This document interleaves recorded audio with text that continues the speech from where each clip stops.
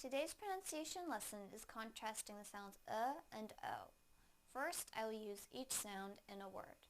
Then I will put the words into a sentence so that you can hear them together with contextual clues. Please listen closely to the differences in the sounds. First, the sound in the word cook, cook, cook.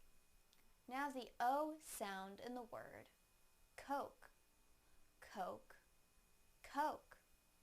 Now I will use them both in a sentence. Will the cook bring me a Coke? Will the cook bring me a Coke? Will the cook bring me a Coke? Thank you for watching CartoonEnglish.tv's pronunciation lesson. Come visit our website for free lessons, games, and chat.